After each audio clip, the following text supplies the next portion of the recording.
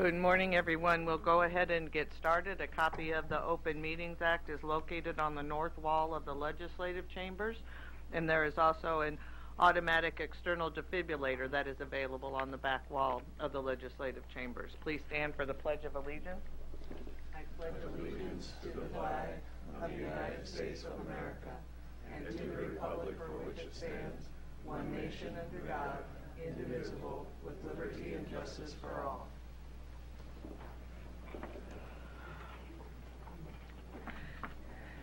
If I might, before we start, on behalf of the board, we wish our CAO a full and speedy recovery from his surgery that he had yesterday. So I'm sure he's watching us this morning. So no doubt. Can we vote on that? Yeah. Well, I'll remind you that when I had a heart attack years ago when I was mayor, that the city council took a vote to wish me a speedy recovery, and the vote was 4-3. Oh. Which way?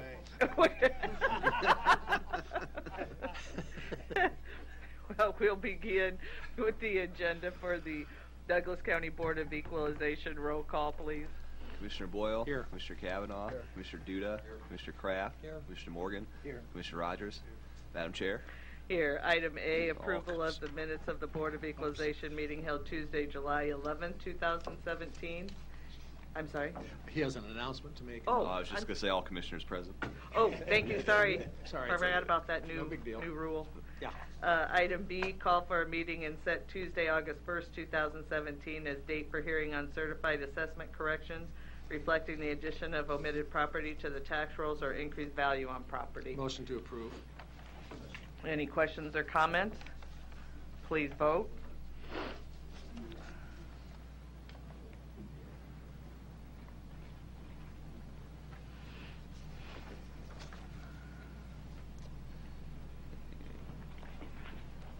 Motion passes unanimously. Item C, citizen comments. Is there anyone in the chamber wishing to speak to the Board of Equalization about an item not on the agenda? Seeing none, we will move to resolutions, the first being the denial of the 2017 permissive exemption application. This was held over from May 2nd and there forward, and so we are here today to have conversation about this. Mr. Goodwillie, do you have anything new from the assessor's office that you would like to add?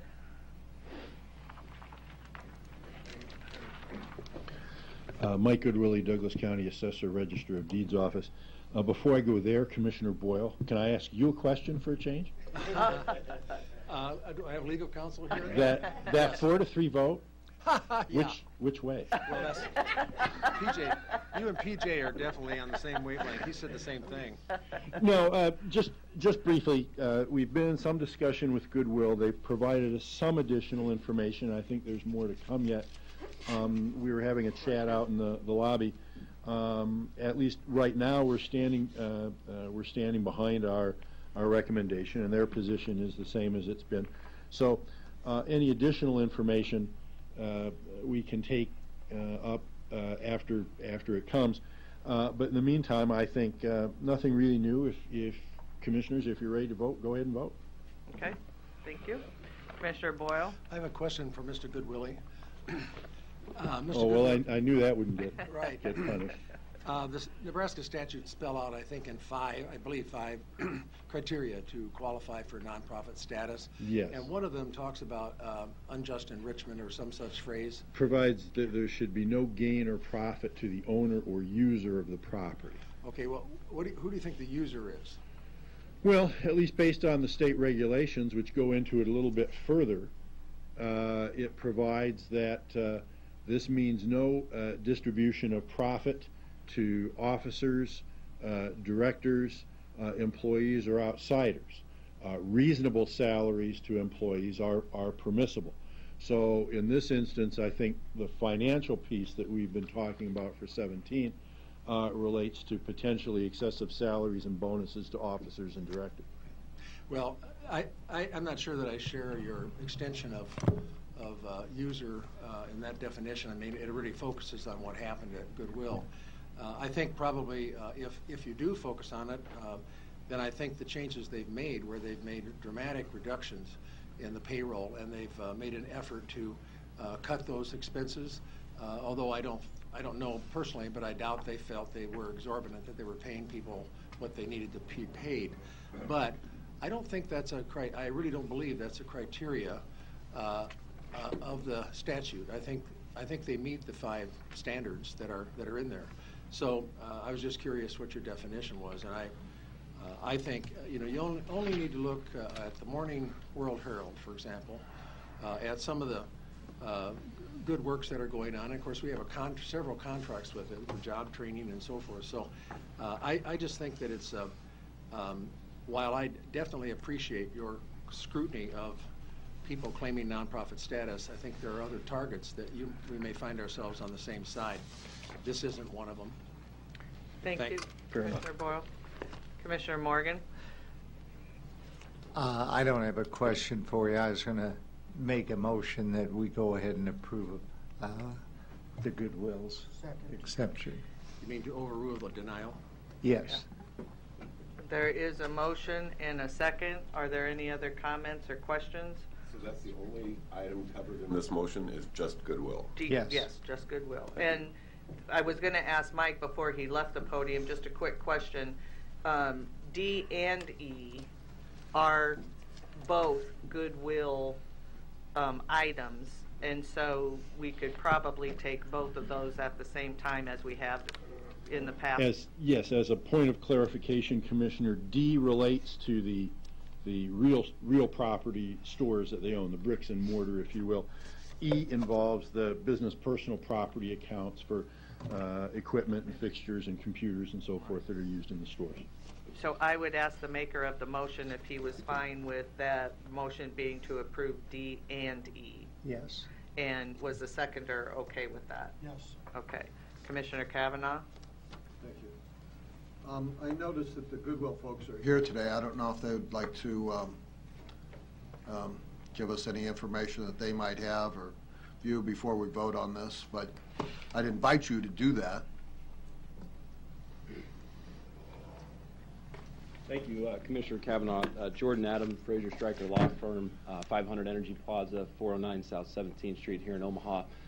The one thing that I'd point out, Commissioner Kavanaugh, is that the last time we were here a few weeks ago, you had said had the parties sat down with one another to try to talk about this and see if a compromise could be worked out.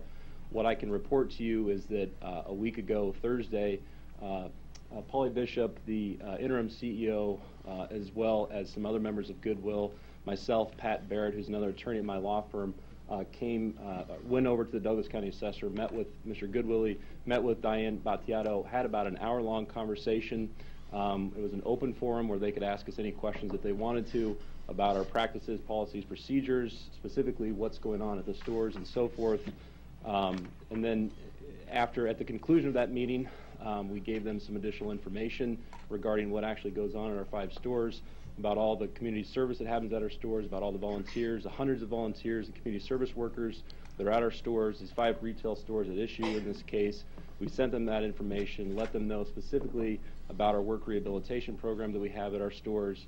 And the other point that we emphasized, and I thought that was a really good understanding between us and Douglas County Assessor, is that the other thing that Goodwill does that a lot of people don't know about is that they give people that may not have a chance to get a job anywhere else, we give them those second opportunities. And we keep employees working at our retail stores who might have nowhere else to go. And so that's something else, and that's part of the mission program that we have. So that's something that we highlighted to him. They were very appreciative of that information. The way that I understand it now is Mr. Goodwill, we're going to continue to talk with him if there's any additional information. He's got 30 days to appeal if there's a denial today, and he said they're waiting on a decision on that on their behalf. So that's the only additional information that I would present to the board. Okay. I note that your CEO or interim CEO is here as well. Would she like to present anything? Polly Bishop, interim CEO, Goodwill, 4805 North 72nd Street. I really don't have anything to add based on what Jordan has shared this morning. So I guess we're... Okay. I guess one of the things that I'd be looking for, and having followed this now, you've been before us a few times, is some recognition of how we got here, why we're having this discussion. And I don't know if you have that recognition, but if you do, now would be the time to express that. Why are we here? Why are we having this discussion? And I'd like to hear that from you. Well, I think we're here because the county assessor, as part of the due diligence that they're taking, is looking at some of organizations more closely. And one of the questions I think that you brought up is, you're looking at certain retail stores like Salvation Army, Habitat, and Goodwill, and are you also looking at hospitals as well, those types of things. And in the process of this, I don't think that the assessor's office had a full appreciation of what we do on a day-to-day basis. And I know that the first meeting that we had, Commissioner Kavanaugh, you asked us for financial information and so forth, and you said get that information to you, and we've done that. And I think that through this whole process, lessons have been learned. And I know that we take this mission, Goodwill takes this mission very seriously. They appreciate the tax exemption. It's been part of their process. It's been part of their organization since its inception. And I know that the questions that you have raised have been very important, and I know it's been a learning process for everybody. And we've gone back to look through our records and everything to give it back. And I appreciate the opportunity, and I know Goodwill does, to tell everybody more about its organization. It's been an open forum, but I think it's been something that's been worth it for everybody. I would just second what Jordan said. I think that every now and then organizations go through challenges like we've gone through, and I think that we are definitely learning a lot along the way, and I think it's making us a better organization in the long run. And changes have been made, which we have outlined through this process as well. So, yeah, the old saw that recognition is the first step to recovery is, I guess, what we're kind of dancing around here. Why are we here? I think you need to recognize, for us anyhow, that we're here because maybe some mistakes were made.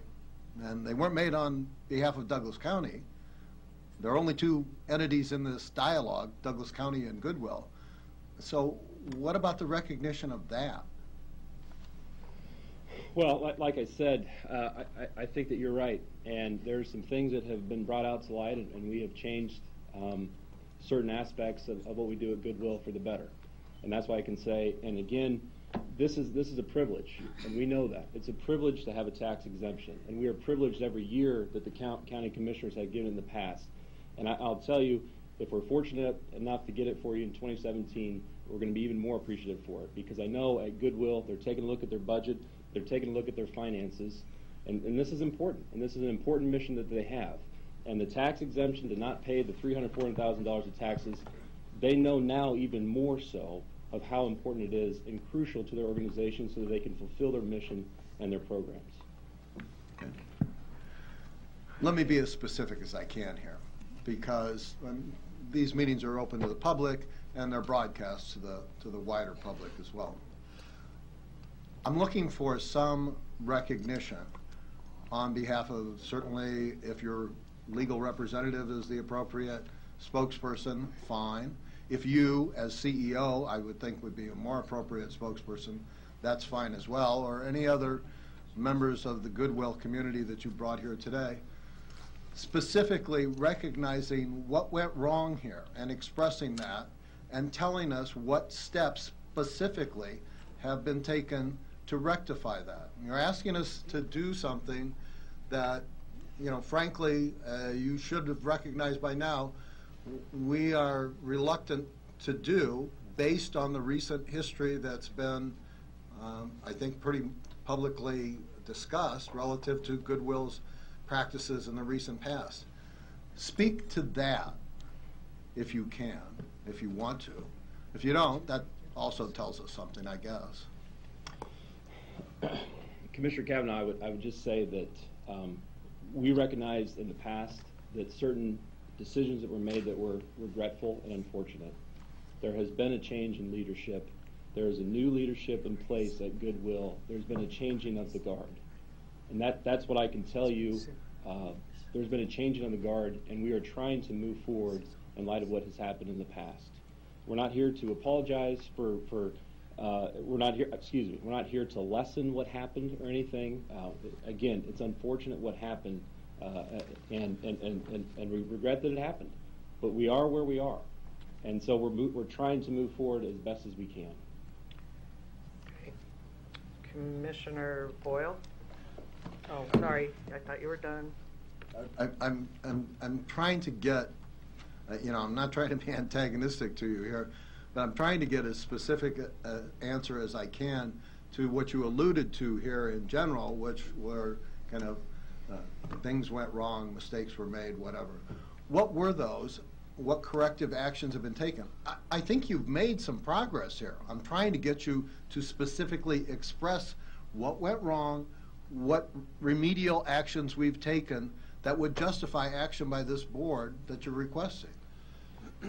Let me try to address it again. I apologize. I'm not trying to. That's okay. We'll take all the time we need. As one lawyer to another, I know you're trying to get that. So I want to answer it. What you're asking Sure. for, Commissioner Kavanaugh. In the past, as the World Herald reported, we had over 10 people that were paid over $100,000. We don't have that anymore. We currently have 3 people that are paid at or above $300,000, at or above $100,000. We only have 3 people that are there. That is one thing that we have. We have a change in the leadership. The old CEO that was making the financial decisions is no longer a part of this organization. We have new leadership here, people that are dedicated to this mission and have been here. This is the 4th time now, I think, that we've been here to talk with you. And that's how important it is to us. So I think that's... Is there anything to add to that? I don't think so. Okay. Okay. And I mean, I think that's on the, if you're talking strictly on the compensation side of it, I think that's what we had talked about before, and I think that Mr. Goodwillie at the last meeting had recognized that that is not a concern to them any longer, knowing more information now that we have. And I think those are positive steps, and I'm glad that you've specifically outlined them for us here today. I just wanted to give you every opportunity before we vote to express the positive steps that you have taken to deal with some of the questions that were raised. I mean, we're not here because everything was fine, and I think that we need to recognize that. I'm looking for Goodwill's recognition of that, and the expression that maybe some mistakes were made, and here's what we've done to correct those mistakes. That's positive stuff. You should be more than willing to express those steps to us. Andy, I would also point out, as we talked before, and I'm glad that you're bringing this up again, but as we've talked before in other meetings, the new salary studies that we've done as well have been instrumental as well to in giving additional insight to Goodwill in changing its policies of compensation going forward. And I think that they are making the right decisions as we are going forward today currently. Thank you. Thank you. I think with the recognition that mistakes were made and that remedial measures have been taken to deal with some of the specific points that were raised, particularly in the media's expose of this problem last year, that we need to maybe engage in a balancing test that Commissioner Boyle has alluded to, which is, okay, what's the good that the community derives from what Goodwill does, balanced against maybe some of these mistakes that were made that now they've in good faith tried to take steps to alleviate. And does that balance bring us to a position of decision to maybe grant the exemption going forward? I'm not saying that that would be forever. I would say that maybe we take a hard look at these cases going forward, and I commend Mr. Goodwillie for his vigilance of the public tax base in these regards. But I don't know that it behooves us to sit in judgment of past bad acts necessarily when people have tried to correct that behavior and at the same time are making a positive contribution to the community. As Commissioner Boyle pointed out, they do business with us, and positive business, particularly in the area of jobs training, that's of value to all of us in the greater community. So I think that this discussion is healthy. It gives the public some idea of the process that we are engaged in here. And at the same time, I think it allows us to maybe do the right thing in terms of this exemption going forward. So thank you for coming today. Thank you. Commissioner Boyle? Well, I earlier, when I was listening to Mr. Kavanaugh, it kind of rang a bell. We're both Irish Catholics, and we're used to having someone confess. So if I could give you absolution, I would. I think your stores look too nice. I was just out west on 144th at Superior Honda, and I swung around the corner, and here's this beautiful-looking store. I guess that's part of why you're here. I think you have to have your buildings look attractive to get people to be interested, and I'm not sure that you spent that much money making them look as good as they do and as inviting as they do. So I don't think that's wrong. I think you've taken terrific steps to correct what was reported, dropping from 10 to 3, and I think people making that kind of money. I think that's your decision, and I'm glad you did it. I think it shows a realization and listening to what the community is saying. On the other hand, I know that you're involved in job training that is really very important. You're helping a lot of people. You help Douglas County when we keep people out of our correction facility through diversion programs. Last time I checked, in the last year, you had run close to 200 and some people through the diversion program that was sent to you by us through the United Way. So there's a wonderful partnership working here, Goodwill, United Way, Douglas County. You really do provide a terrific service. I mean, I've got the Goodwill site on my computer right now, and it's remarkable who your partners are. National people. This is a national organization. You're 115 years old. Not you personally, but the corporation is 115. I'm 116. So, in any event, I just want to say I think you've earned your exemption, and I think you've provided terrific service to our community. And I understand what Mr. Kavanaugh's looking for, but we'll have to set aside our heritage, and we're not going to get a confession today. Commissioner Duda? Thank you.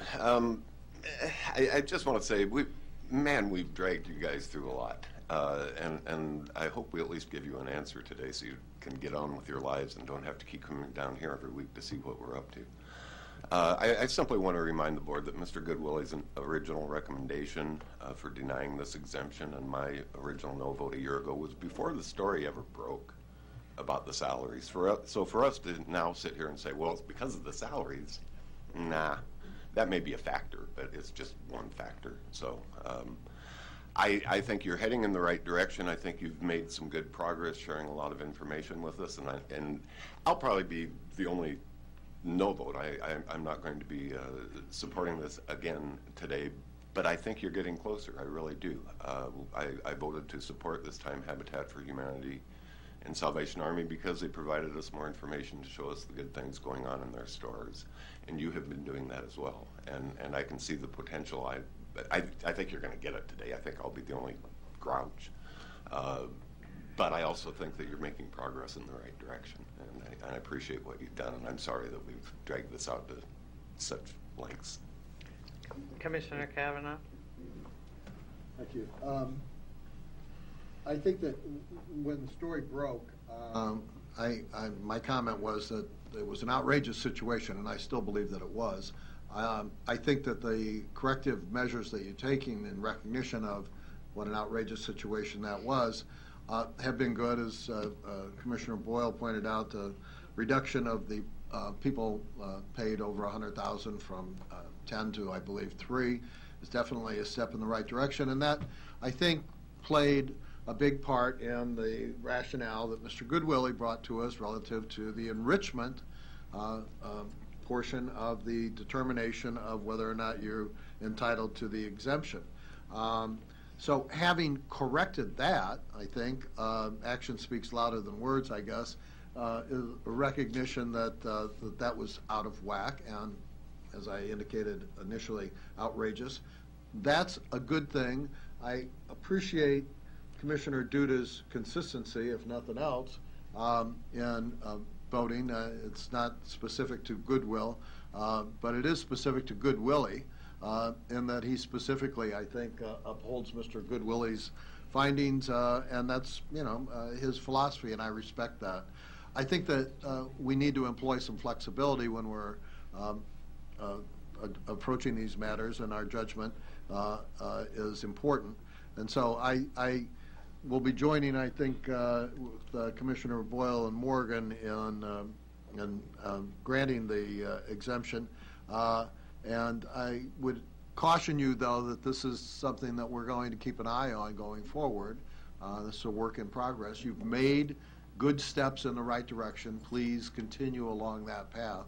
And hopefully we can collaborate further on the good work that you do for the community. Thank you. Thank you. Thank you. There is a motion and a second to approve items, to grant the exception to Goodwill on both items D and E. No further comments. Please vote.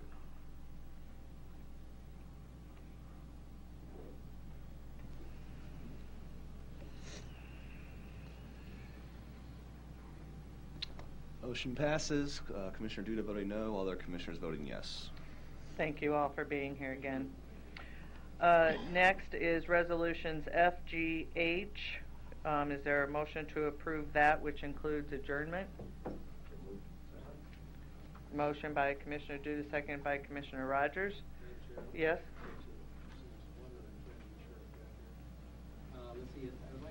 Discuss G, if I could, for just a moment. Okay. Item G. All right. Item G is not approving the application for tax exemption on motor vehicles recommended for non-approval by the county treasurer. Right. This is a vehicle, Salvation Army, a vehicle, 2551 Dodge Street, and it is a passenger van. The purpose of the exemption and the purpose, the use of the vehicle is to transport beneficiaries of drug rehabilitation work and the transport of donated goods. I just called to see if I could speak to Mr. Kavanaugh from the Treasurer's Office. He's not available, but I'm curious, are we, no one's here from the Treasurer's Dennis Office? is. Yes. Oh, here we go. Well, good to see you. I didn't recognize Morning. you. Good Thanks. Dennis morning. Rookstool, Douglas County Treasurer's Dennis. Office. Item G, not approving. The only reason that was not approved is because they did not meet the required time frame. They were late. Okay, well, this is, I appreciate that, Dennis, thank you. And you may want to, I think we're through probably, but I thought that was probably what happened. Again, we get things on this agenda, and it's something that bothers me. I mean, if we have the authority to consider something, then that suggests to me that we have the right to say yes or no on what comes before us. Otherwise, I mean, why don't we just send these through Mr. Bloomingdale and have him sign them all for us, kind of like a robotic, operation. So I think that this, again, is the work of a nonprofit that, because of a statutory deadline, I mean, they have a right under the law to this nonprofit status. And to me, these rules that are written that restrict their actions because of an artificial deadline, I mean, it could be whatever, 30 days, it could be 60 days, it could be 180 days. I just think it's not in the best interest of our community to take away exemptions from people who are transporting drug rehab people and picking up donated goods. I just don't understand why we want to penalize them. So I would move that we grant the application for exemption by the Salvation Army of the vehicle or vehicles that are involved. I think it's a Ford, a 2014 passenger van. Okay, there is a motion and a second to approve F, G, H, and adjourn. If the motioner and the seconder are agreeable to that motion, we can move forward. Otherwise, I'll pull item G and take it separately. I can see that Commissioner Duda is much in support of. We don't need no stickers. You're okay with it? Okay. Thanks. So did the clerk Thank you. record that? Sure. Okay. All right. So no other questions or comments on No. F, G, H? Just give them the exemption. Okay, and there's a also to second. adjourn. No other questions or comments, please vote. One moment, please. So this vote. Gives them the Yes. exemption. Yes. Just G. So we're, just to clarify, are we voting on all items in adjournment? Yes. No. Well, Yes, but in item G, It's, to approve the okay. exemption. We are ready when you all are. Yeah. Yeah, all together.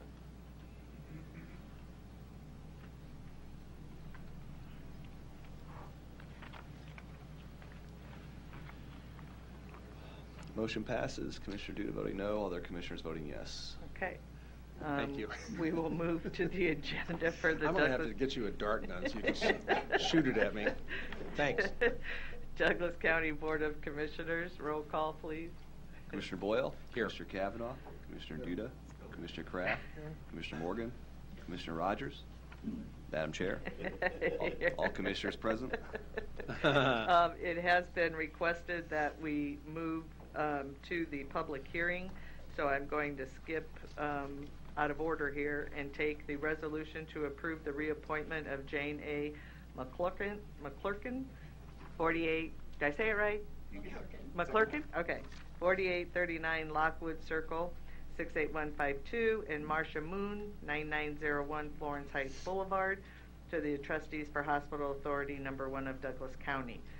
This is the public hearing. If anyone would wish to speak during the public hearing, now is the time. Commissioner Kavanaugh? I'm sorry, you sir, are? I'm Virgil Johnson with the Erickson Cedarstrom Law Firm, and I represent Hospital Authority Number 1. Very good. And as many of you know that have been around for a long time, the county board has a responsibility of reappointing people to the authority on 6-year intervals. If there's a vacancy in between, the board appoints someone. But on 6-year intervals, they have to be reappointed by you ladies and gentlemen. And Jane has been on the board since 14, Marcia since 05. Marcia is currently the chairman of the board, and we're asking for reappointment of those two. Just on that point, Mr. Johnson, my inquiry, and this isn't specific to this board, but it's to all boards, is relative to, are there any rules regarding, for lack of a better term limits on board membership, or are people just... There is not. Under the Hospital Authority Act, which these people and the Hospital Authority was formed, there was not placed in that legislation any term limits, no. Right. And so these two individuals, and I'm sure they're fine, Yes. have served on the board for how long, did you say? 14 for Jane and 05 for Marcia. 2014? Yes. Is that what you mean? Okay. Yes. And when vacancies occur like this, terms are up, is there any advertisement of vacancies or term Yes. limits? Yeah, we go through a process where we have, don't hold me to this, but I think it's 45 electorates, people that are eligible to vote in the jurisdiction of Hospital Authority Number 1. And as you may or may not recall, but there was some, for lack of a better word, gerrymandering that went on when the Hospital Authority was formed back in 1970. It was originally formed to build a manual hospital. Mm-hmm. And at that time, the southern border is kind of along, let's see, I think it's along Maple Street, and then it gerrymanders a little bit to the river. And at that time, an area was carved out for the Creighton Hospital. And so a manual was built, another authority was formed for Creighton, and it was built, and then the rest of the county is, I think, in Hospital Authority Number 3. We, unlike some states, frankly, have either county-wide or statewide hospital authorities. And they have the ability to issue bonds for any medical-related facilities. Okay. Thank you. Thank you. Commissioner Duda? Thank you. I just want to say this is out in my neck of the woods. I have the privilege and pleasure of knowing both of these women. They're great. They're very active in the community. I'm pleased at their willingness to volunteer to continue serving in this capacity. they're very good members of the board. Absolutely. Thank you. Commissioner Morgan? I'd make a motion. It's public hearing, hang on. Oh, we have to close it. Any Sorry. other comments, questions during the public hearing? If not, I will close the public hearing. And Commissioner Morgan? I'd make a motion to approve these appointments. Second. Motion by Commissioner Morgan, second by Commissioner Duda. Please vote.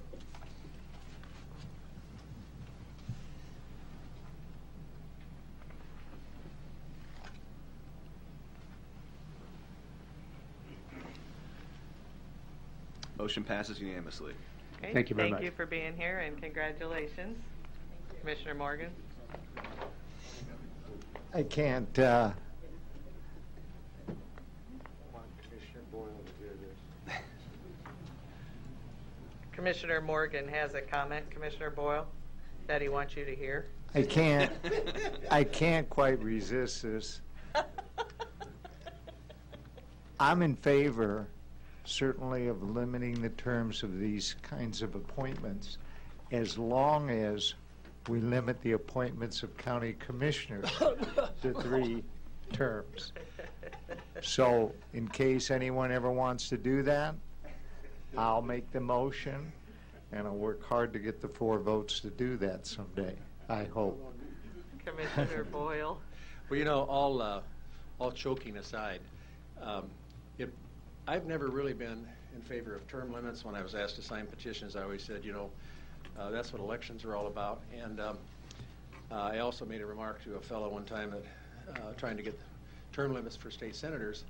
I said, gee, that's great. I said, now I'll go back into lobbying, which I did in the 70s, because the lobbyists are the only one who have memories of what happened.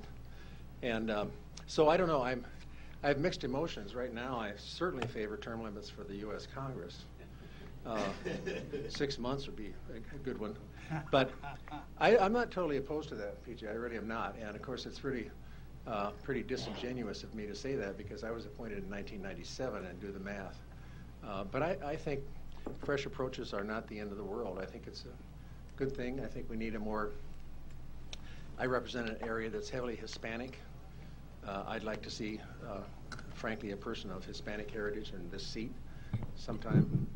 So Okay, this soon. is kind of off the Off the subject. conversation of this agenda item, so I'm going to cut off debate Well, on this. the only thing I'd say about the people on the hospital committee, I think that they're probably, you know, I imagine they're sought out. And Yes. we don't do any nominating, so I agree with Commissioner Duda about what he said, and thank you for your service. Yes. Yeah. But I do think we're very, very fortunate to have people serving on these thankless jobs Absolutely. without pay, and they do a tremendous job, and I'm very thankful they're willing to continue to serve. Absolutely. So we thank you. Thanks for being here. Thanks. Thank you.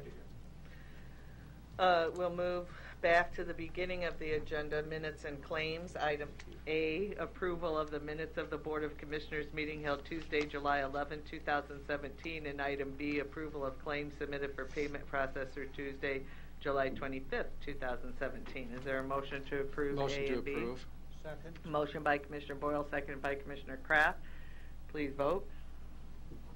And I'm abstaining because there's a check to my company. And I think Commissioner... Expense check.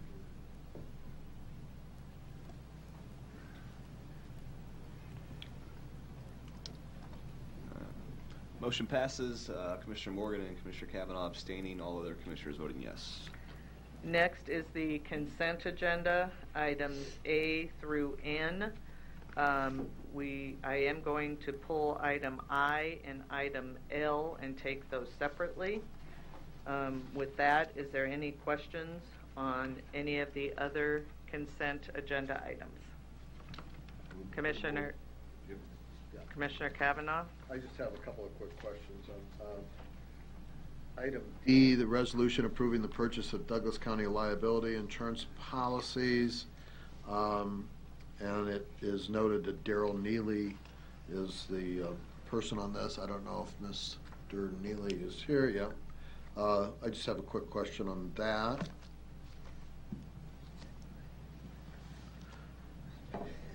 Daryl Neely, Douglas County. Just a quick overview, and this is much for the public's edification as it is for mine, but this Douglas County liability insurance policies, plural, covers what? The general liability, the property, auto liability, professional liability for the health center. Do you mind? So it's basically property casualty and malpractice insurance, is that what you're just indicating? It covers the county's malpractice, yes, not the Right. individual doctors. Right. And we deal with an agent broker in the purchase of these policies? We have an agent and a broker. Mm-hmm. And who is that?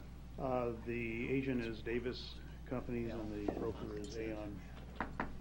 I'm sorry, say again, the broker? Aon. Aon. These policies, are they annual renewal policies, or is there a longer term for these policies? These are all annuals. Okay. And is there any change from the policy premium that we had last year and what we are entertaining here today? It's on an annualized basis comparison. It's I'm sorry, could you speak up a little? On an annualized basis, last year to this year, it's a 2.27% increase. And that's 2.27% increase in the premium? In total, correct. Okay. No increase in the policy limits? It covers the same thing? That's correct. Okay. And the carriers on these policies, are there a wide variety of carriers? Are we dealing primarily with one or two companies? We have, without my list in front of me, 4 or 5. We do on occasion entertain others. We did this year on an excess work comp policy, and they didn't make the mustard, so we maintain our current carrier. Okay. So essentially, if I'm understanding you correctly, it's the same policies with the same carriers as we had last year? As last year, yes. Okay. Thank you. No other questions or comments on the consent agenda? Again, I have one more. Oh, Commissioner Kavanaugh? Okay. Joe, this is for you on item G, resolution approving the schedule of fund transfers. And again, this is as much for the public edification as it is for mine. If I'm reading this correctly, is this right, $14,895,000? Yes, that's what's in the budget as transfers. Okay. Because there's a typo there, it's 14, looks like 14,895,000. No, it's 14 million. Period. Okay. Just outline for us what the purpose of that budget transfer is.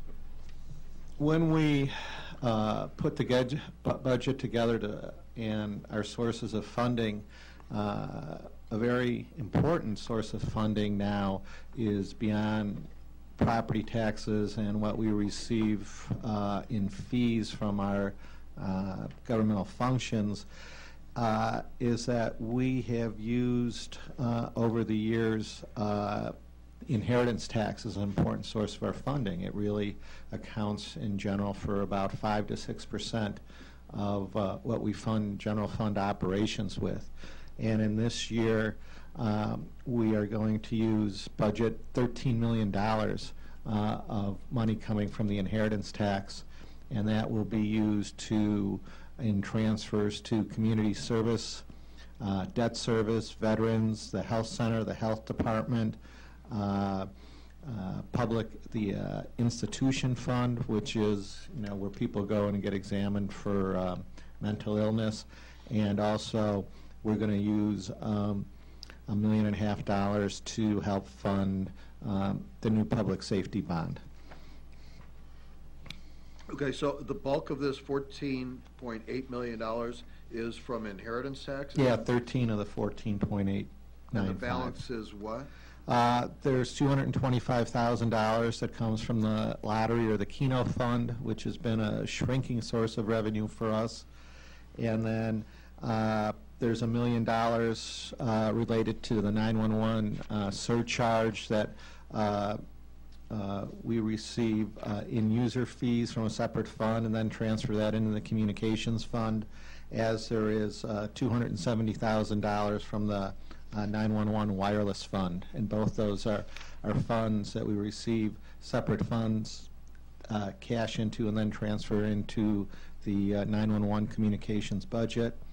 And then there's $275,000 that we transfer from the road fund to the general fund that covers some operating expenses that go against the general fund from the engineer. And finally, there is $125,000 that we take from liability escrow, and we use that to transfer it in the general fund to pay settlements and judgments. Great, thank you. No other questions or comments on the consent? There is a motion?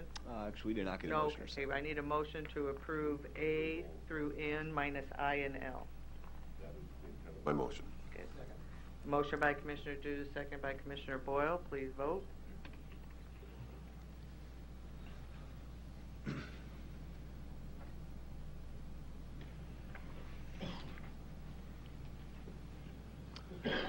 Motion passes unanimously. Madam Chair, if I may, just a note on item G, the typo Commissioner Kavanaugh referenced on the website, it is stated correctly. So just wanted to throw that out there. Item I, resolution allocating $10,000 to the Mappus Heartland 2050 campaign. This is not specifically budgeted, but there's room in fees and contracts for this. This was brought to us by the executive director from MAPPA. This isn't a new expenditure. This is one that we have been funding for a couple years. And I believe we have someone who would like to speak on that. Before we do, can I get a motion and a second on that item if we have one? Motion by Commissioner Boyle, seconded by Commissioner Duda. Doug? Good morning. My name is Doug Kagan, and I represent Nebraska Taxpayers for Freedom. Our group vehemently opposes the Douglas County Board contributing further to Heartland 2050, and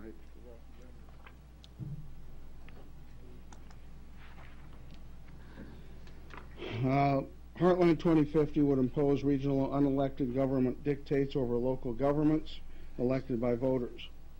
We looked at the Heartland 2050 vision that was put out a couple years ago in 2015 by MAPPA, and we found a lot of objectionable things in it.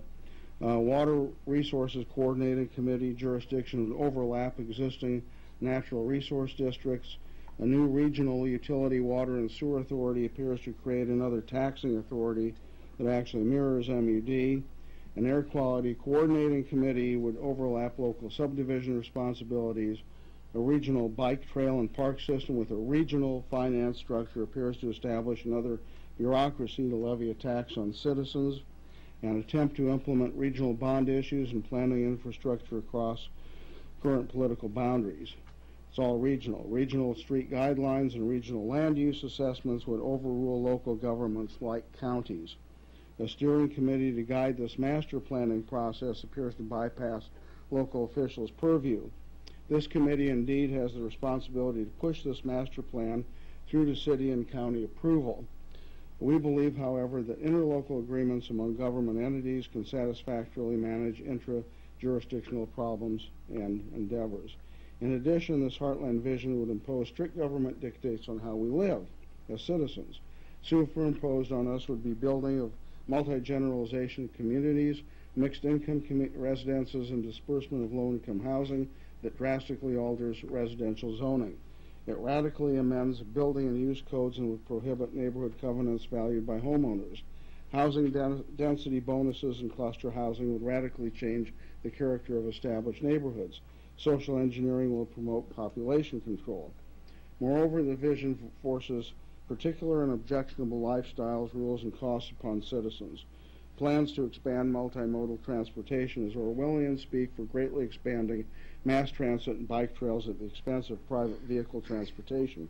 Taxes on car mileage, providing English as a second language at no or low cost to many more, including illegal aliens. Forcing employers who receive economic development funds to pay for inflationary living wage and recruiting new businesses that pay only this wage.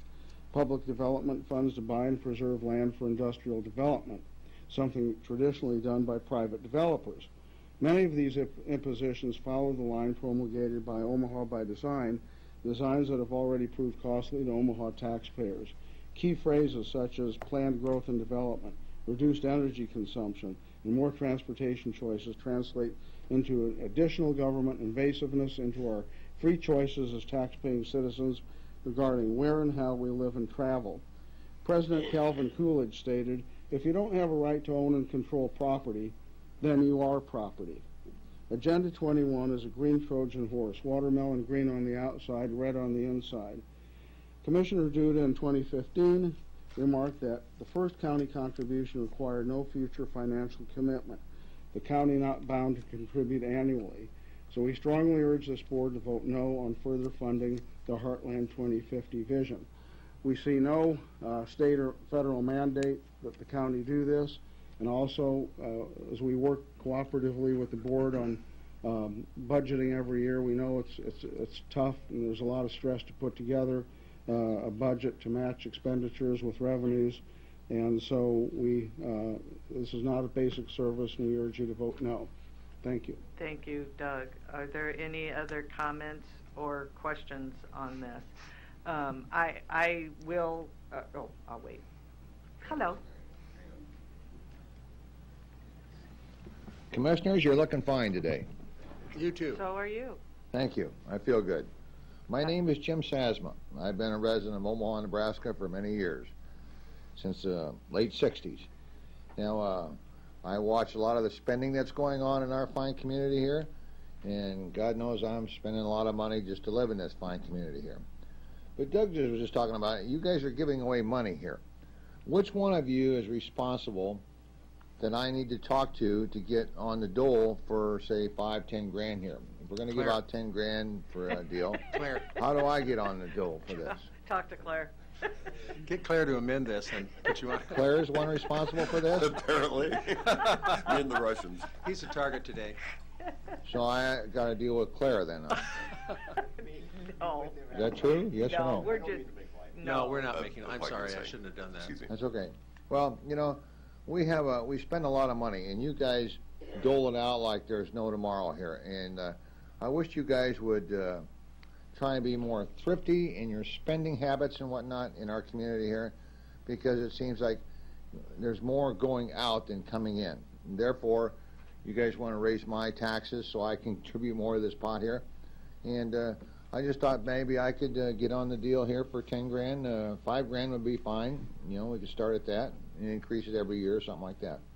But anyway, watch your spending, okay? Please. Yes. Thank you. Absolutely. Commissioner Rodgers.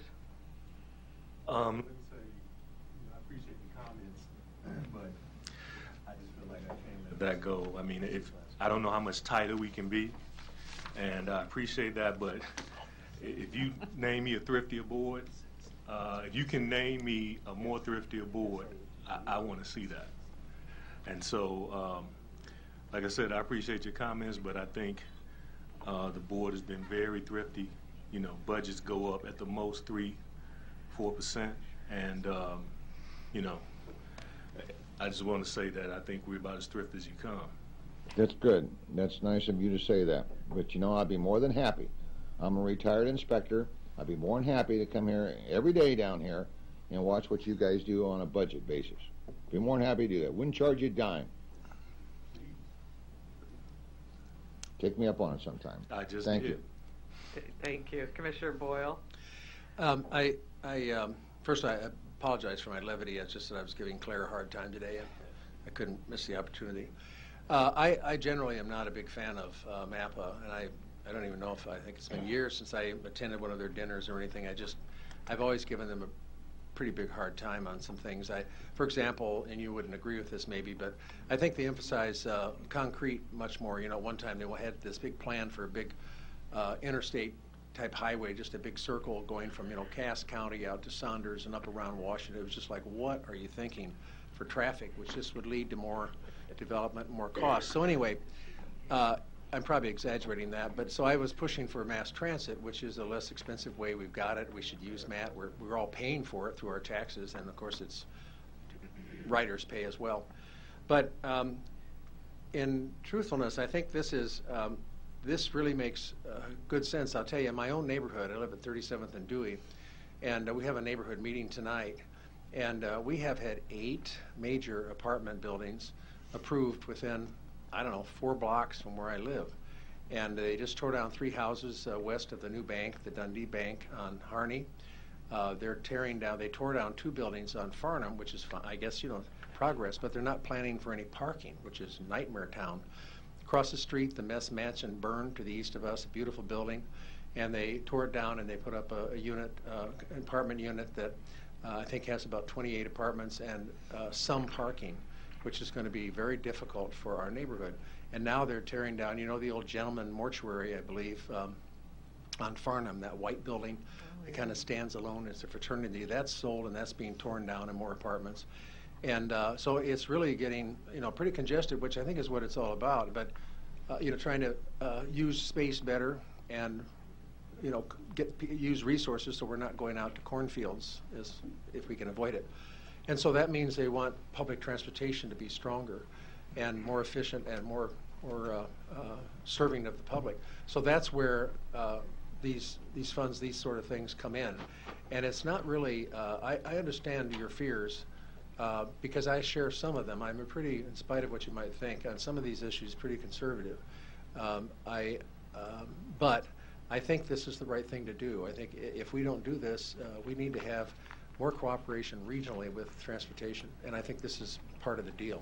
So I do intend to vote for it, but I have read it carefully, and I think I, on balance, support what they're trying to do. So that's my thought. I appreciate your take on this, Mike. Thanks. But you were talking about mass transportation. You know, recently my bride and I have been out shopping for grandkids and stuff, and who pays for our city buses? Where does that revenue come from? Well, fares, and we have subsidy from the taxpayers. Oh, more subsidy from the taxpayer. Well, we subsidize highways, all of us, through bonds and federal highway. Did you notice there's I was reading about, I don't know what street it was, I wish I could remember. In the World Herald, there's a plan to build something, some highway thing, and it's about $900,000, and $866,000 comes from the federal taxpayer, and the rest of it is local. So there's been a history of subsidizing all sorts of transportation, whether it's Amtrak, highways, subsidies for fares, all sorts of things. All of it subsidized in one way or another, and the taxpayers paying for the bulk of it. Mike, you live in this community, Yep. and you see buses, city buses run around the neighborhood, don't you? Oh, yeah. Have you ever counted the amount of heads sticking up in one of these buses? Ann and I do that often. I mean, we stop the car to watch it go by and see 1 or 2 heads, and it's very annoying. Yes, and pathetic. I think the schedules have to be updated. Some of the routes are the same routes that were in operation when I was a kid, and that was a couple years ago. Why don't we do something about that? Well, I've talked to the mayor, and I'll be very candid, and I spoke to Commissioner Borgeson about this too. I think it's time for elected officials, either the city or the county, to take over the bus system. I don't think you would see that happen if it was run by a group of elected officials, because you're here putting our feet to the fire and saying you better do a better job. And I frankly think it could be a lot better. I drive down Dodge Street and I see people waiting for buses all the way along, and I think, I haven't seen a bus coming east or a bus going west. There's nothing coming, and these people are waiting and waiting. I mean, I just think it's not a good system. I'm sorry to criticize it using this forum, but I think elected officials would do a better job of it. I'm sorry. I do. I'm not sorry. Well, we have a lot of work to do in our community. Well, we do, need and to start it's prodded by people, citizens like you. I don't want to be patronizing, but I personally appreciate these kinds of statements and this kind of information. I think it makes me think. You're getting paid a lot of money to do a job. Yeah, that's right. But thank you for coming down. I appreciate it. I really do.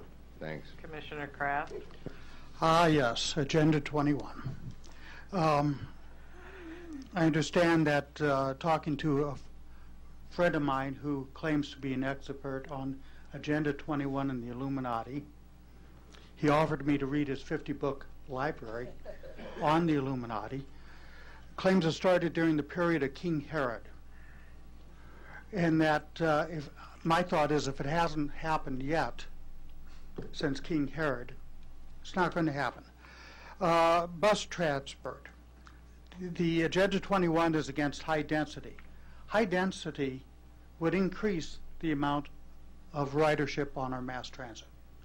Mass transit succeeds where density is higher. Community gardens. I don't know if you know this, but Agenda 21 is against community gardens. I had to ask him why. He says, oh, they want to control our food source. What? Nuts. That's what it is. Nuts. They want to control where we live. That's what the high-rise complain about high density. The Illuminati wants to include, determine where we live and how we get there and what we eat. And this is a bunch of hocus pocus. If you want to see the Illuminati taking place, look in Washington, D.C. right now. Nothing is more in favor of big government and Big Brother than what is happening in Washington right now. Nothing is redder, to use your watermelon phrase, than what is happening in Washington right now. And this is not a conversation. This is a statement. Period. Commissioner Duda? Thank you. As the county's representative to MAPA for a long time, I feel a little bit of a need to weigh into this. I'm always kind of almost flabbergasted at the things that people believe we're doing behind the scenes here. Nobody but the legislature has the authority to create a taxing authority. I don't care if every member of MAPA said, yeah, we want a new taxing. It wouldn't matter. First off, they don't. They're not going to say that. But even if they did, nobody in that group has the authority to create a taxing authority. So all this idea that this is just a big conspiracy to put in these new regional governments, all this is coordinating the local governments that are here, is giving us a vehicle to work together, to try to dream together, to try to form this common vision. Commissioner Borgeson has been kind enough to serve on the steering committee of Heartland 2050, which I really appreciate. It's a very good group of people, and I like the process they're going through. I'm not big on strategic planning and things like that if you're not going to use them, but this stuff does make sense. We need to be coordinated on our transportation and even on our planning to coordinate across county lines, but nobody here can force anybody to do anything. It's all voluntary, working within the existing structures that we already have. Nothing new is being created. There's no conspiracy. All this is a vehicle to try to let all of our local governments work together and dream together. Thank you. Commissioner Kraft? Yes, you're right about there's no taxing authority. But this group's been in front of us before claiming that. You're right that they have no authority to force us to do anything. But this group has been in front of us saying that it passed. It's the same old, I've told you this before, and you weren't listening. It's the same old to us. We've told you this before, but you're not listening. The same thing with our budget issues. It's the same sorry list each and every year. Many of them we've done or we cannot do. So, you got to use a little bit of rationale and reasonability, especially if you don't want to conversations like this. When I was told at a meeting on this same issue 4 years ago, I think it was, that it was part of Agenda 21. And I said, what is Agenda 21? And the person looking at me says, everyone knows what Government 21 is. And I said, well, excuse me, refresh my mind. And that person whispered into the mic, it's a secret agenda. If it's a secret, how do you know about it, I said. Yeah, these conspiracists, theorists, are not listening to rationale. They just like to hear themselves speak, and they like to think that they're part of the anti-conspiracy. It gives them a sense of well-being. Now, talk about interlocal. What is MAPA? MAPA is an interlocal. You know, I want the next generation. That's what I'm looking for. I don't care about me. I'm looking out for my kids and my grandkids. A lot of the people talk to us are looking out for them and nobody else in the whole wide world. They don't care if in the year 2050 our streets are too congested. They don't care if streets between Sarpy County, Douglas County, and Washington County don't align. That's what future planning is.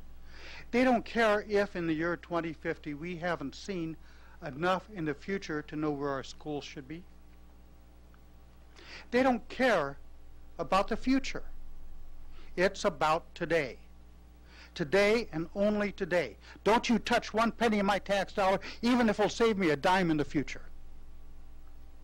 You know, every year they say, look at your unmandated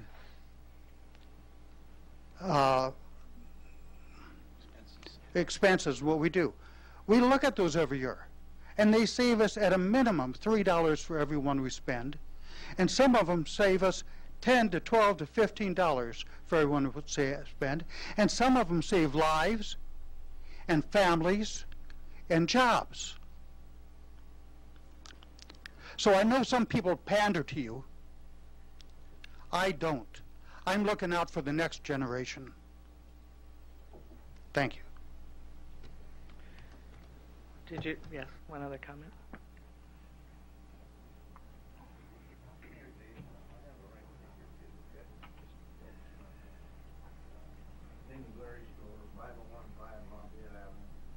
Omaha, Nebraska. I'm not a member of Nebraska Taxpayer for Freedom today. I'm once again talking on my own.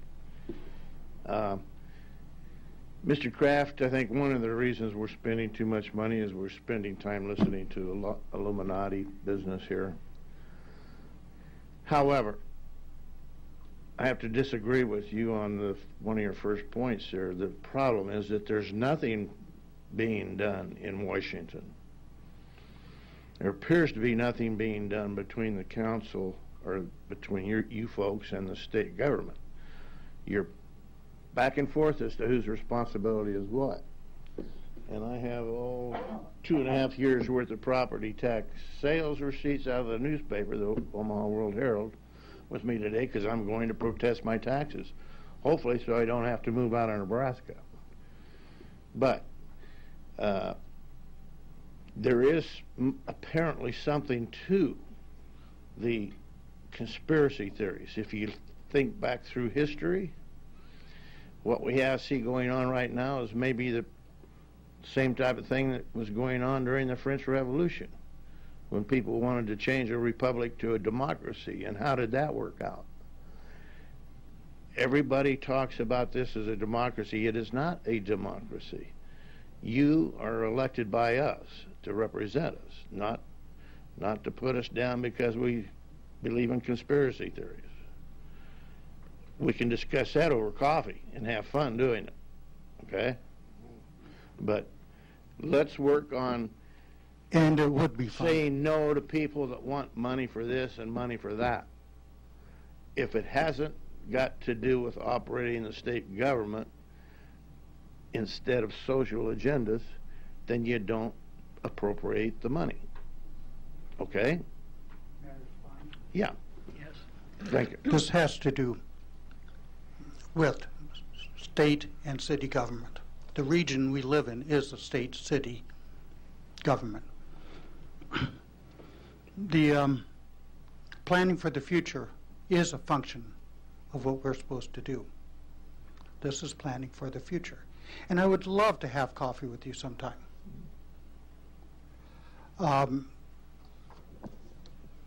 Yeah, I'm willing to take you up on that. So long as we can have a civil discussion and you're willing to listen, because I'm willing to listen. I listen here every week. And so long as we are allowed to disagree. And you seem to be reasonable and willing to let somebody disagree with you. Yeah, you talk about moving out of state. I have a friend who complained when I was on the city council, if I may tell a quick story, about the high taxes in Omaha. So he moved to an area near Damon, Iowa, and his taxes were real low. And he moved up onto this hill and found out that the state didn't maintain the private road he lived on. And he had to clean, or have cleaned, his own cesspool and fix his own pump. And he moved back to Omaha and said, my gosh, it's expensive to live out in the country. So, you know, go ahead. Last week or 2 weeks ago, you mentioned moving to Kansas. Kansas would love to have you. They're losing a lot of, they're putting a heck of a tax burden on the next generations. So think about, do you have kids? No, but that's why I'm here is, yes, we are. But we're also out taxing me.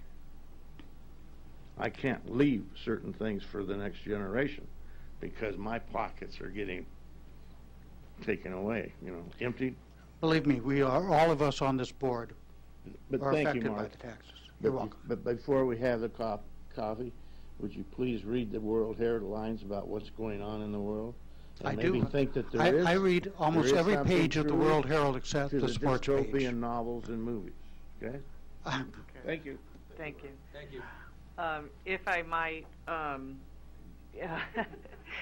just say, as Commissioner Duda said, and if you remember, I'm on the steering committee, and I was a little reluctant when this first came to us for moving forward with it, because you all brought up a lot of points that I hadn't thought of, and that's what I like about the give and take, is that your mind is different than my mind, and so when you bring up things, that causes me to pause and take a look at it, and that's a good thing. After all, you're my boss.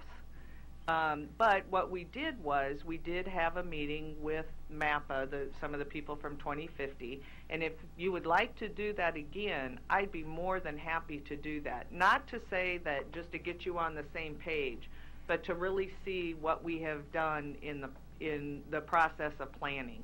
And really, that's all this is. The planning process can't take place in a bubble.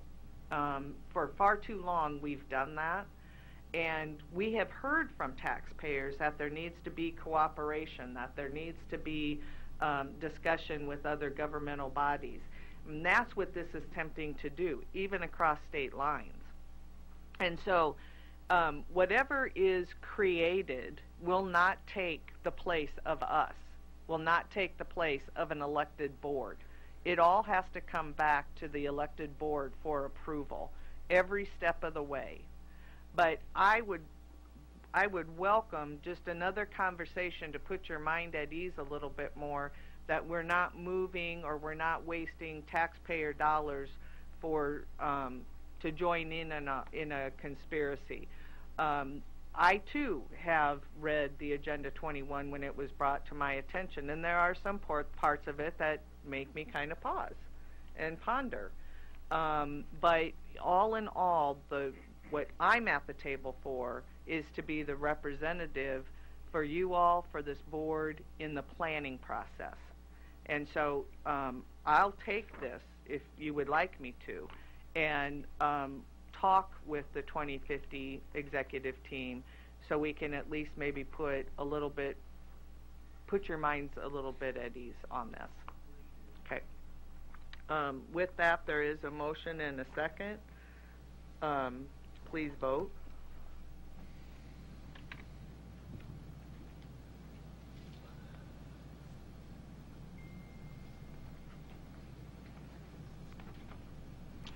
Motion passes unanimously. And now we have item L, denial of tort claim, claimant Andre Woods, claim for a vehicle damage, and Mr. Woods is here today with us. You have sat patiently listening to how county government functions, so please come to the podium and talk to us. Good morning, Andre Woods. My address is 7724 Fillmore Street, Douglas County, Nebraska. Resident. Today I am coming in for my claim because of some damage I had to my car on the 23rd of June. Just prior to that, April the 9th, 2017, I went to the dealership to have my car looked at, and I had a lot of repairs done for potholes from 2016, which is routine, I guess, for the city. I live in Lake Cunningham area, so 72nd Street, the northern part of it, the street is always tore up, which is understandable. And I didn't have any issues with fixing my car, which came out to $900. But going forward 2 months, push 2 months forward, I on the side of a road by Cunningham Lake, Cunningham Road, there's a business right there. Now, Mr. Neely knows what I'm speaking about. On the side of the road, they redid the road on the summer of 2016, and there's no shoulder right there. And I was driving west, going back home to my house, and a car and a bicyclist was going east, and the bicyclist, the car tried to go around the bicyclist, and he came into my lane. I moved over to avoid an accident and went to the side and hit it's just rebar. It was rebar, and then you went right into concrete. Flattened 2 tires and ripped open. I flattened 2 tires. One of the rims was bent, the other one was destroyed. I had to drive my car to my home to take the tires off to try to get them repaired. One of them was repairable. The rim is completely bent up. I spoke with someone from the county, Mr. Neely. I spoke with him a week later about it, and he denied the claim. So I asked to speak with you guys and see what I can do to get my car repaired, as if I spent over $900 trying to get my car repaired from the potholes from the winter, and then to come out around 2 more months later on and having to spend another $900 to try to get my car fixed for something he called a pothole, which I don't think is a pothole. And I also feel like the people that maintain the grass and the trees and our sidewalks in Douglas County, they should be the ones that see these issues with the roads. Say, for instance, this, I can't even think of the name I'm thinking of right now, this shoulder. You can clearly see the rebar. It's showing. I have pictures of it, actually. I sent him pictures of it as well.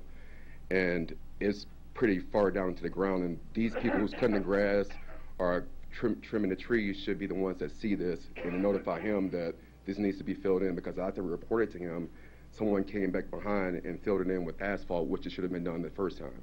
Just the fact that somebody had an accident or emergency and they need to pull over, there's no shoulder over there. And one of the people I talked to in this office told me I should have went ahead and let the person hit me in the car, which I didn't think was a good way of telling me to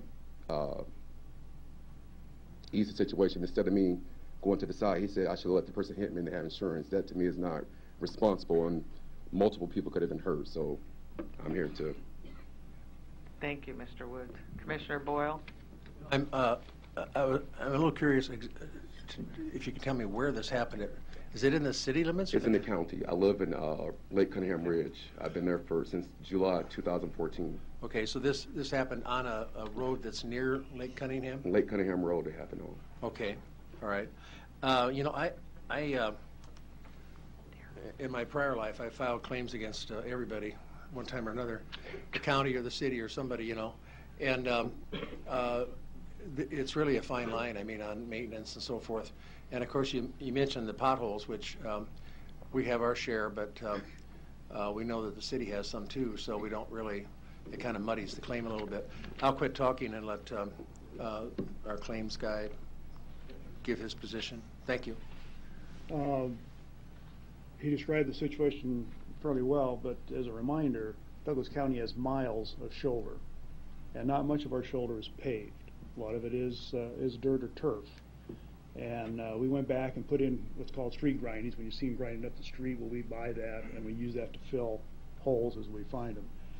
We have a full-time, well, we have a person on call 24/7, can respond to situations like this. They can run barricades out, barricade it until the next day when we can fix it. And the day Mr. Woods called me, I called the roads department, had him go out and take a look at it, and actually Mr. Rhodes intercepted our guy out there. So we are quick to respond. We were quick to respond. It's kind of a situation that happens at the county. We just don't have nice paved shoulders everywhere. What happens there apparently is there's a business, and the trucks go in and out of there quite often. These are big trucks, and they take the dirt out. And the rebar is visible. It's down low. It's when they put concrete together, they use rebar to join it. And there was no joining at this point. But the rebar is insignificant in this discussion. It only tells us how deep the rut was. So it was a rut along the edge of the road, and Mr. Wood's car went off the road, and his wheel got in the rut. Wheels. Okay. Yeah. Okay. So, I mean, as you drive the county, the state, and the city, and every place else, you'll see that there's just not perfect shoulders, and that's what this situation was. Commissioner Kavanaugh? Darryl, just 1 second. So, if I understand this correctly, the request for the damages that Mr. Woods suffered was submitted to you, is that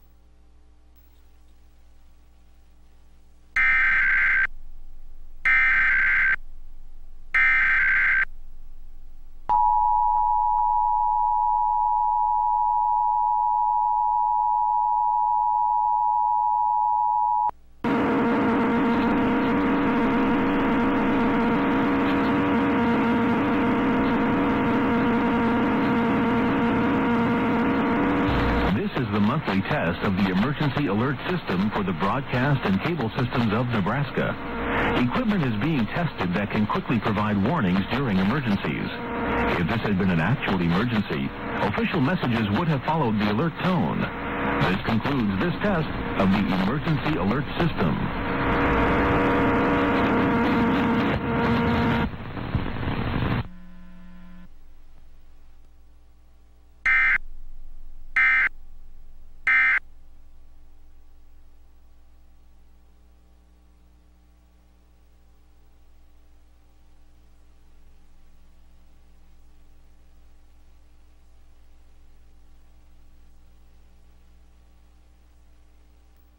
The pothole, I actually got pictures if you would like to see them. You have the edge of the road, and you should have a shoulder. Right. Those 18-wheelers completely is about this wide, and as soon as your car drops in there, you're stuck. The tires are stuck in there, and you come right into a slab of concrete, which you can see the rebar, and it's deep in there. I actually have pictures. Would you like to see the picture? Put maybe the pictures on the screen. Is that possible? We can do it. Assist them or These are photos on his cell phone. I don't know if we can. what? I don't know if we They're can. photos on myself. I sent them photos. He didn't bring them. I believe the photos were sent earlier. We've seen them. Yeah. They've been shared with us Yes. before. Yes. We have seen the pictures. I haven't seen them. How did Right. you see them? Well, they're in It was emails. emailed to us. Okay. Okay. Okay, that's the road, right? Yes, sir. And what, you pulled off the side of this road? I didn't pull off. I went, okay, there was a car coming. They were heading east. A bike was behind a bicyclist. There was a car behind the bicyclist. Right. And the car tried to come around the bicyclist and swerve into my lane. I tried to go to the side so he wouldn't hit me. And in return, I dropped into this little dip and destroyed my tires. And right here is where I hit the piece of concrete. Right there is where my tires hit and ripped both of the popped both of my tires and bent both of the custom rims. Okay. And was anybody with you? Or are you driving alone? I was driving along. I just came back from Walmart. I work overnight. Just woke up to get food and came back home. What time of day did this happen? 11 o'clock in the morning. It was June the 23rd, 11 o'clock in the morning. Right. And were you stuck there? I mean, did you have to get towed out or what? No, it startled me because I didn't know that it was like that. I hit it. My house is right around the corner. I knew I hit something, but I didn't know I popped both of my tires, and I felt one of them low. I drove to my house and noticed that both of them was flat. Okay. So, in your estimation, what's the extent of the damages that you would be asking for? I have two custom rims, the black rims that you guys see that I sent to the email, those two custom rims and the tires. I didn't even look at anything else because, like I said, I have receipts right here where I had my car repaired from the previous winter. I had alignment and the tire rod replaced from the potholes. I had a replacement front hub assembly, and I also had new tires replaced. So I'm not asking for it now. I just want my tires and my rims replaced that I paid quite a bit of money for. Yeah, and what's that amount? The rims was $250 and the tires are $143 a piece. So what's the total? I put the total, I wrote it in the email, I don't have it. 500.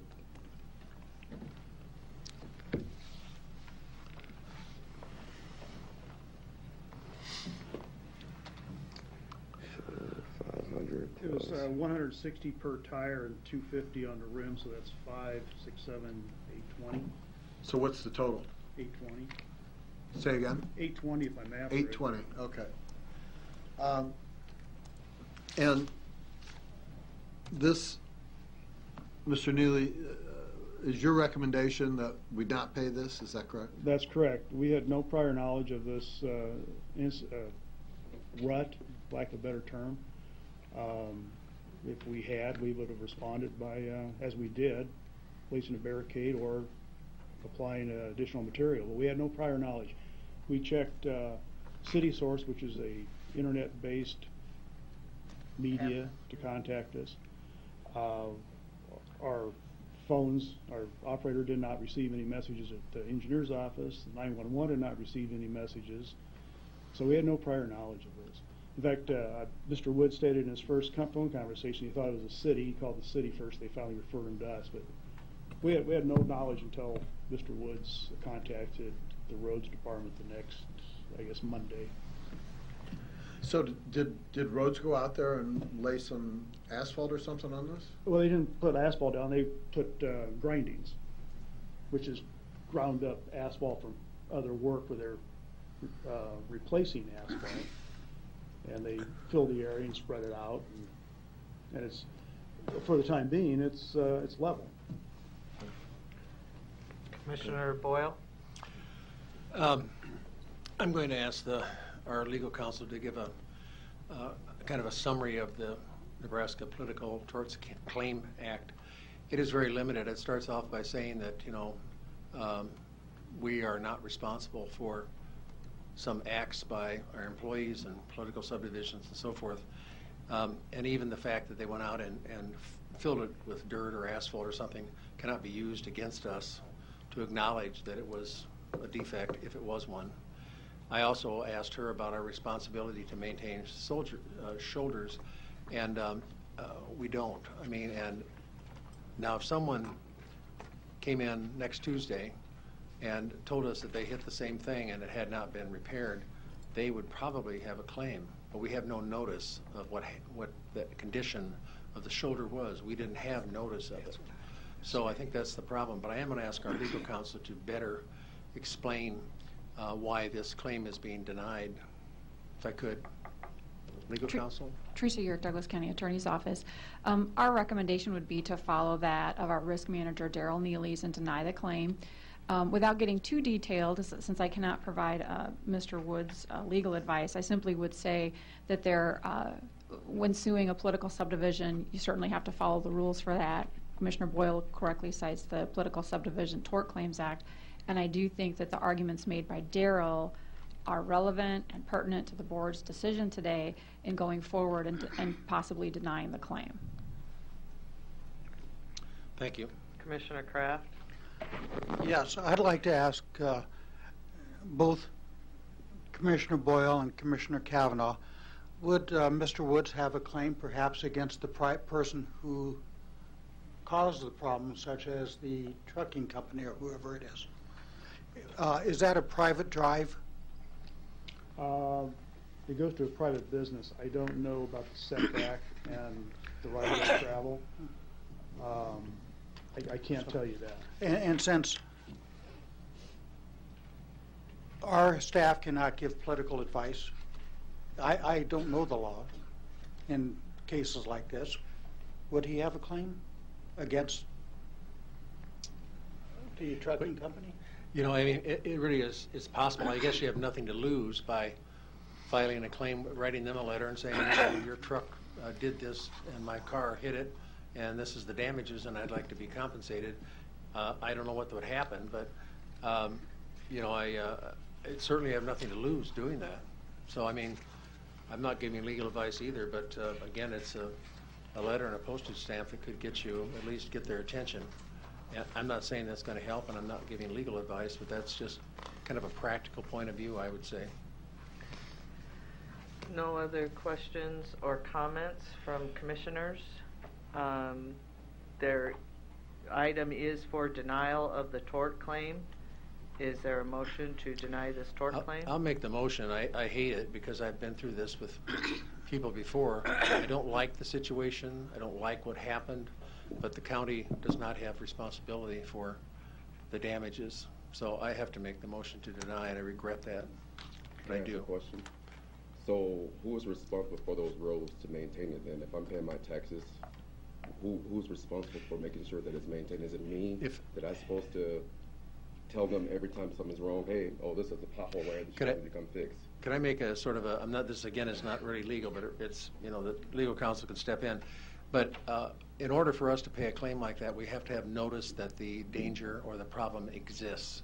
And so if someone, for example, is driving down a street on Dodge Street and there's a huge chuck hole that your car slams into it, if I'm the one who's driving down the street and then I call Public Works, which I do all the time, 4919, and I tell them that there's a chuck hole the size of Mississippi on the next to Burger King on Dodge at 46th, then if you come along and hit that thing and your car veers off and hits a telephone pole, you've got a claim because they have notice. But if they don't have notice, I mean, there are so many miles, street miles in the city, so many road miles in the county that it is not, the legislature says it's not reasonable for us to be responsible for all those. It would go on forever. I know it doesn't seem fair, but if we don't know about it specifically, we can't make the repair, so that's it. So that's $1,800 out of my pocket that I have to pay for something that I don't have control over. Like I said, the $900 that I paid for the potholes, I get that's something that happens over the winter from the trucks and everything, but this is not something that's just a pothole. It's not something that's just there in the middle of the street. And for people to come and cut the grass or come and cut the trees, that's something that they should have seen because that just didn't happen overnight. That wasn't something that just happened yesterday. I can agree with your position, except I'll tell you a personal experience. I was driving down to Lincoln to testify on behalf of the county and driving my personal car, and a gravel truck passed me and bang, blew out my windshield, and I didn't make a claim. I had to pay for it myself. So, I mean, there's just some of the things that happen that we can't all be covered, and I really regret it because I understand your position, but it's the law. Is there a second to Commissioner Boyle's? Second. Okay, Commissioner Kraft. Yes. There is a wonderful app for your smartphone. It's called City Source. And I use it all the time to take pictures of street lights that are out, of stoplights that are out, stop signs that are missing. 2 weeks ago, I snapped a picture of a do not enter sign where Dundee School was having summer school, and a one-way sign that were covered by trees, which could cause an accident if it was not taken care of. So I used City Source, and it was taken care of the very next day. Now, sometimes it's not the very next day because of the amount of complaints we get. Now, you mentioned your taxes earlier, and I hate to say this. If we didn't have this relief of liability, your taxes could easily go up considerably because anybody and everybody would be filing tort claims. And how do we prove that it happened there? Or how do we prove, for example, somebody drove off a edge of a paved street into a street that had been torn up for 6 weeks with barricades on it. The neighbors testified there were barricades. Some kids moved one of the barricades, and he broke his axle. And that was against the city back in probably 2002 or 3. You know, the city didn't have liability because we didn't know that some kid moved a barricade so he could jump over the curb onto the road with his bike or skateboard or whatever, most likely a bike. But yeah, if the city and the county and the state were to do that, I'm sure taxes would have to go up. Yeah, Just they are, though. Well, they're trying to put mine up $13,000, so that's what I'm saying. Like I don't. That's unrelated to this, though. I know it's not, but you're saying that it can go up. I'm just saying it is going up. So Yes, it I is. see the Yeah. difference. But it's unrelated to this. Okay. Thank you. Just elaborating that it is going up. Commissioner Duda? I should keep quiet because I'm so sorry for where you find yourself. This is a no-win situation. There are no winners. Everybody loses in this. And I'm so sorry for where you find yourself. It isn't fair. But it is what it is. Not only would this set a precedent in terms of going forward, but we actually set the precedent long ago. You're in a long list of people that say this isn't fair, and I'm not going to say you're wrong. It isn't fair, but it's how the system works. And if we were to pay you, then indeed, we've got to treat everybody the same. And everybody that has an issue, it's going to open up a can of worms that we just can't go there. I'm so very sorry for where you find yourself and for what we seem to be doing to you. It doesn't seem fair. Sorry about that. I second that sorriness. I do. With that, there is a motion by Commissioner Boyle and seconded by Commissioner Kraft. No further questions or comments. Please vote.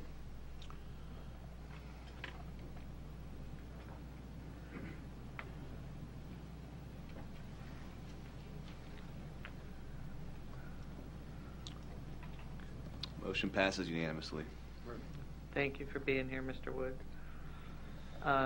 Recognition and proclamations. There is a recognition for the following county employee who is retiring, Gwen E. Pierce Rigby from the County Treasurer's Office. She isn't here with us today, but we wish her well in her retirement and thank her for her dedicated service to the citizens of Douglas County. Is there a motion to approve? So move. Second. Motion by Commissioner Boyle, seconded by Commissioner Kraft. Please vote.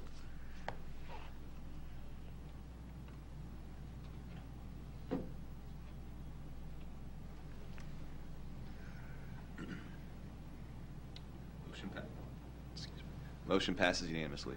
Citizen comments. Is there anyone in the chamber wishing to speak to the Board of Commissioners about an item not on the agenda? Burbach? Seeing none. The Finance Committee's budget report as presented. Commissioner Morgan? One quick thing. I think you had mentioned maybe we'd have that meeting in September after the 11th. And Joe, when you feel it's appropriate that week, whatever the majority of commissioners or Mary Ann thinks, either we can do it in 9:03. If you say, hey, let's do it at the board meeting, which I always like, we could kind of start some discussions about the budget, so let's leave that open and talk about that. If some commissioners think, hey, we ought to take the time at a board meeting, September 11th or whatever that Tuesday is, I'm great with that, because I always like that, but let's you guys decide. And let me know, and if it's on a Wednesday and you say that's a better day for everyone, I don't care. Commissioner Kavanaugh? It's not on this item. I was just going to let folks know that the Administrative Services Committee is Okay, hang on for 1 second. Right. Commissioner Boyle? I really think that's a great idea. There's something else I'd like to mention is that Doug Kagan presented a list of things he'd like to see changed. And I think we need to take the time to sit down with him to, this isn't that meeting though, but something like that fairly soon. There's another item that I really want to focus on, and I mentioned to Commissioner Kraft this morning. Last week he talked about the need to fund something on mental illness and working with law enforcement, doing something to support them. That article in the World Herald was really an eye-opener of what they're trying to do. And I think we're the agency, we're the governmental body that's supposed to provide those services, and I think we need to take a real hard look at what we can do.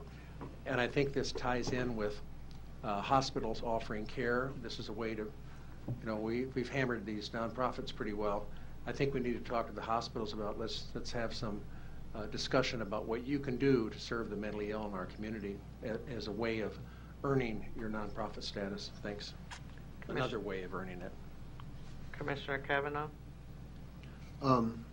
Just a preliminary notice that the Administrative Services Committee is scheduling a briefing on August 29th following the board meeting.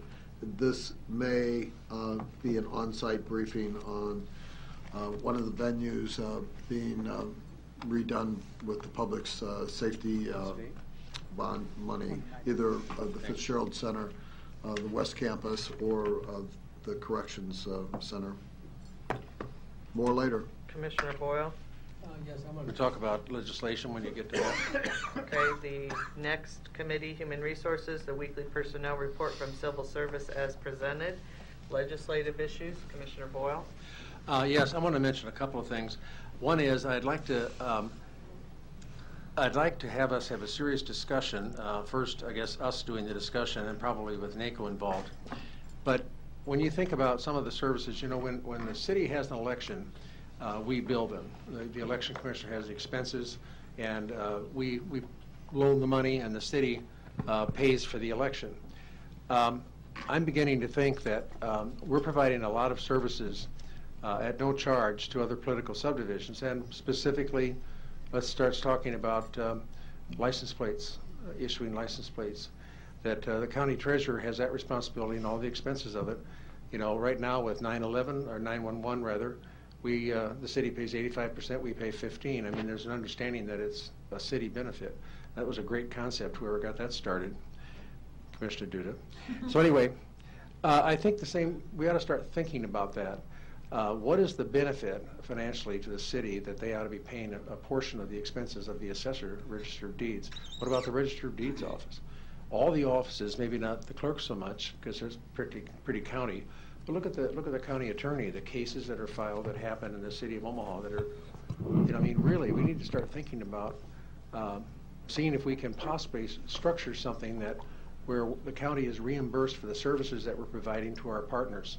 I was just looking at the Interlocal Governmental Act, and it's got some really interesting proposals, and I think maybe that would be the vehicle for us to begin getting the other subdivisions, whether it's a natural resource district or a metro area transit or whoever, to start paying for the services that we are providing them.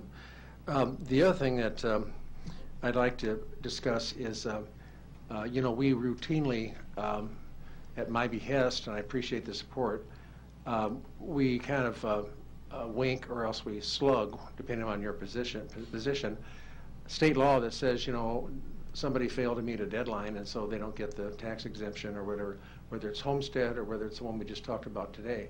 I think we should seriously talk about those items coming to us. If we are not allowed to make those changes, then they shouldn't be coming to us. The buck should stop at the agency, whether it's the treasurer's office or whether it's the assessor register of deeds. Don't come to us if we can't make a decision. On the other hand, if you come to us, I want to have the authority to make the decision. So we ought to talk about whether we want to do that or not, and I don't care which way it goes, but I don't like the idea of someone office coming to us and saying this is what we have and then saying, well, you can't do anything about it. It's an insult to me to do that. So anyway, I'd like to talk about those on the legislative agenda, and particularly Commissioner Kraft brought up the need for us to do something about mental illness and the treatment. We really need to get that going big time. And it's not just people in corrections, it's people on the street. You know, they just have all sorts of difficulties. And we have a lot of agencies around town, that Community Alliance and others, that are doing terrific jobs, and we need, in Boys Town, my goodness. They have I was out there for a ribbon cutting, and they have like 85 children now they're servicing, and in mental illness. They have a couple of psychiatrists on duty. It's an amazing operation. So we've got some things we could do with partners, I think. So I'll leave it at that. Commissioner Rodgers? That's one comment on some of the revenue sides of that. Just as a FYI, as the last Nebraska NACO board meeting, the president created an ad hoc committee to talk about property taxes and other revenues in general. So the first meeting of that was Friday. Some of this came up, not none of the legislative pieces, but a lot of things came up in respects to what further can be consolidated, whether the revenue sources were out there. Some PILTs were mentioned, some other revenues were mentioned. So I just mentioned that to say that there's a study going on by NACO with something to present and try to take a more proactive approach with the legislature in response to them constantly asking, what are we doing? And so once that's done, something will be ready to report back. But since it was brought up, I just wanted to put that in the hopper. Thank you. Commissioner Morgan? Mike, wouldn't that require the legislature to make some changes on that if we were to do that? I just wondered, Yes. for example, on the assessor's office, whatever.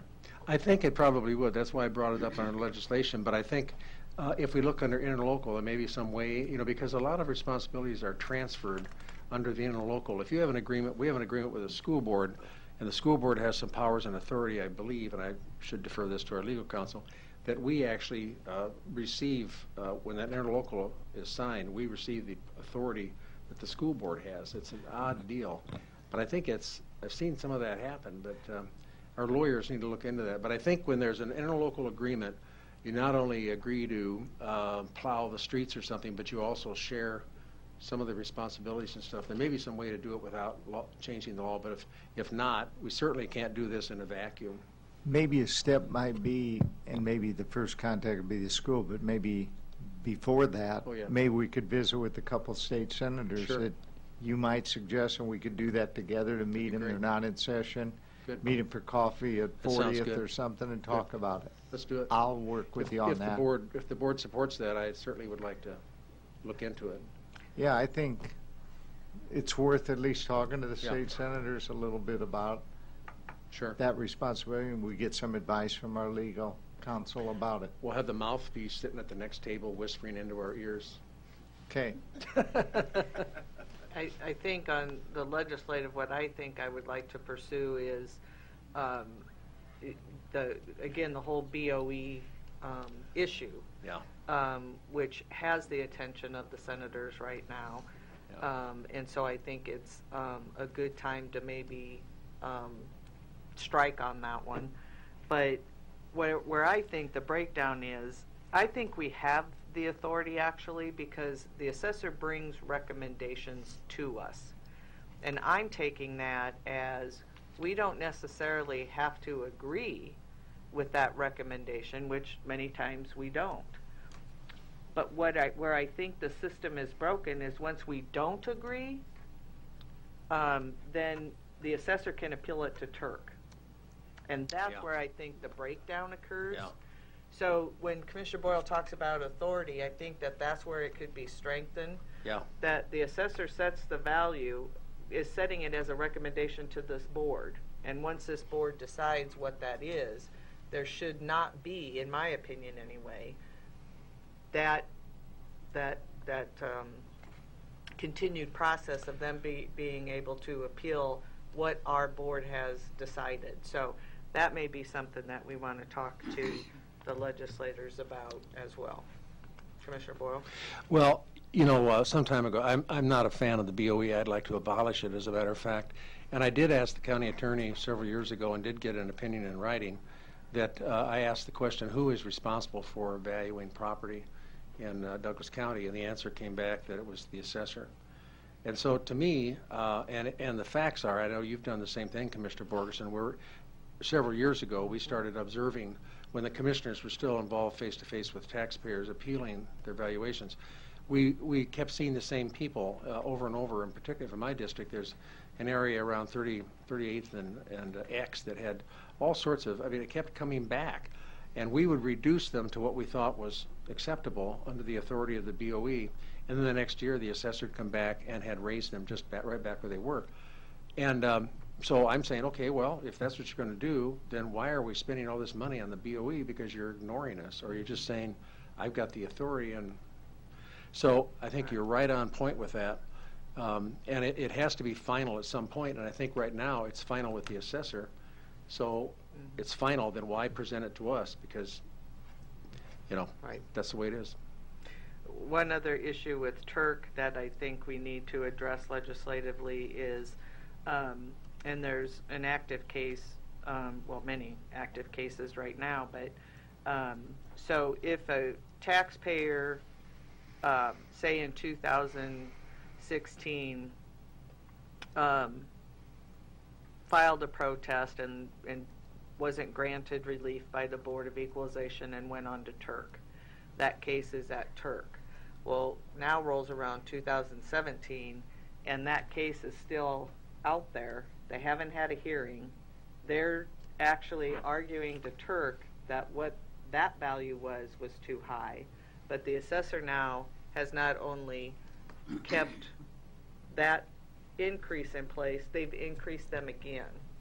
And so now they're coming back through the process again without that Turk case being resolved. And to me, that's wrong. And so somehow or another, I think we need to look at that process as well, that an active case needs to be completed before taxpayers' property can be touched by the assessor again. So anyway, lots of those BOE and Turk issues. Okay. Anything else? Well, I'd like to see Turk come up here. I think it's a real hardship for our people, our residents, to go down to Lincoln, and the delays are horrendous.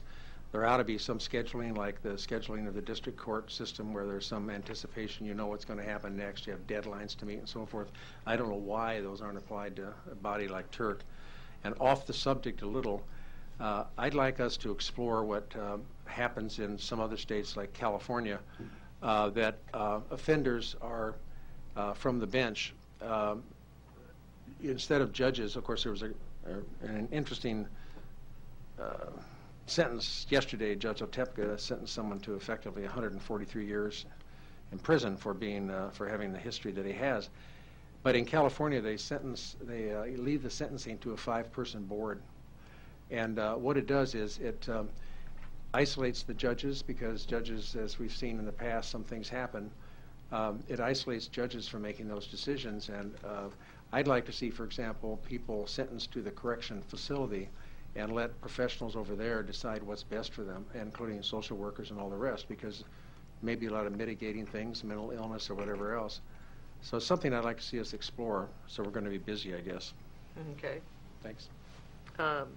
We do not have need for executive session. As a reminder, we will not be meeting next Tuesday, as some of us will be at the annual conference, so we will continue our board meetings August 1st. Is there a motion to adjourn? So move. Second. Motion by Commissioner Boyle, second by Commissioner Kraft. Please vote. And good luck to you next week in your seeking the NACO. Thank you. Thank you. The vote's Monday. You don't need a resolution supporting. We'll count you as yes. Motion passes unanimously.